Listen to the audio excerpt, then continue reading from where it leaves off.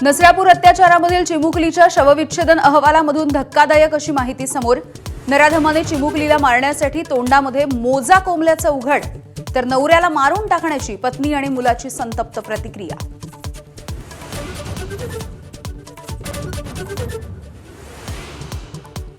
लैंगिक शोषणामधल्या आरोपींना पॅरोल देऊ नका, विधी व न्याय विभागाला मुख्यमंत्री फडणवीसांचे निर्देश। तर नसरापूर प्रकरणामधील नराधमाला फाशीच्या शिक्षेसाठी चार्जशीट दाखल करणार, एकनाथ शिंदेंची माहिती।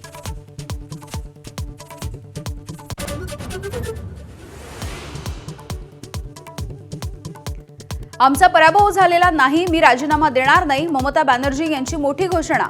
पश्चिम बंगालच्या निकालानंतर घेतली पत्रकार परिषद।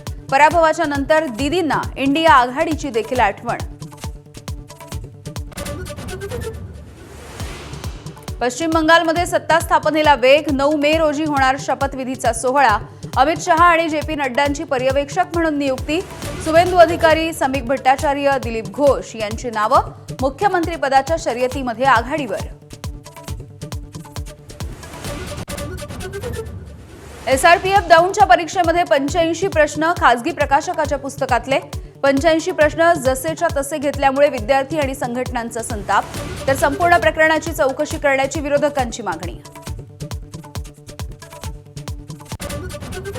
राज्यातल्या धरणांमध्ये 38% पाणीसाठा शिल्लक, यंदाच्या वर्षी कमी पाऊस असल्याचे संकेत। पिण्याच्या पाण्याला प्राधान्य द्या, मुख्यमंत्र्यांचे प्रशासनाला निर्देश।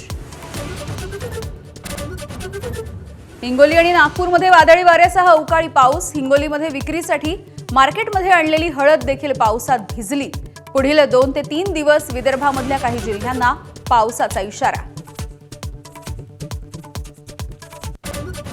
आणि कल्याण रेल्वे स्थानकामध्ये एसी लोकलच्या टपावरती माथेफिरू चढला। प्रवाशांनी माहिती देताच रेल्वे पोलिसांनी माथेफिरूला खाली उतरवलं। माथेफिरूच्या प्रतापामुळे मध्य रेल्वेचा 20 ते 25 मिनिटं खोळंबा। एबीपी माझा, उघडा डोळे बघा नीट।